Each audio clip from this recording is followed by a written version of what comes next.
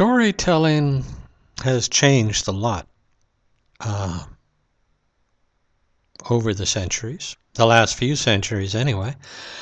I would think that it changed an awful lot when they brought in the magic lantern, because then you could put pictures to your stories, and the pictures became almost more important than the story.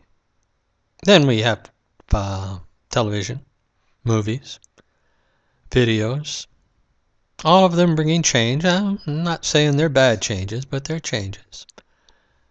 So I'm going to see if I can become a storyteller. Not in the old tradition, because you're not here. We don't have a fire. We're not in a longhouse or in a great hall of a castle. But I'm going to try to tell stories. Sometimes I will recite poetry, other people's poetry. I don't write poetry myself. Sometimes I'll tell stories out of my life. Sometimes I'll tell stories out of other people's lives. If I'm lucky, and if I get good at it, you may find my stories interesting. And people may come here and listen to them and be entertained. Perhaps even think. Who knows? But here's a sampling of one. As I say, I've been a preacher before in a small village, and I thought I was pretty good. The people have their own way of deciding what's good or what's not so good. And they gave me a lesson in humility. They did. Seems that one Sunday I forgot the offering. And before they let me end the service, one of the old women, very powerful woman in the church in the village, caught my attention and said, "Brian, you forgot to take the offering." Well, and I thought about it, and I had, so we quickly took the offering. Well, next Sunday was Communion Sunday. And I don't know if you're familiar with the Christian tradition or not of communion, but usually it means that your service will go half an hour or so longer than it would normally go. Well, come the end of the communion service, I noticed that we're spot on an hour, and this does not make sense to me.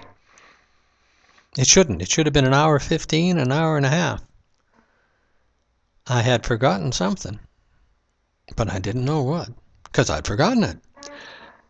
And strangely, nobody was saying anything. Nobody seemed to think that whatever I had forgotten was important. Well, I went home, and I was puzzled by it. And then all of a sudden it hit me. I knew what I had forgotten. I had forgotten the sermon. And that was not easy to do, because I'd written out about 10, 15 pages double-spaced. And I had it in the pulpit with me, but I just plain forgot to give it. Now, the humility comes in because, unlike the offering, Clara, bless her soul, she's passed on now, she didn't remind me that I hadn't given a sermon. Neither did anybody else. At that point, I realized that maybe the preaching was not all that important to the people. Certainly put my humility meter way up there. And they taught me a lesson that day. One I've tried not to forget. So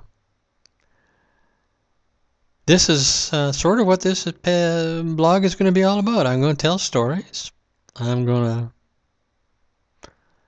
maybe teach a lesson or two, or at least remember a lesson that I was taught.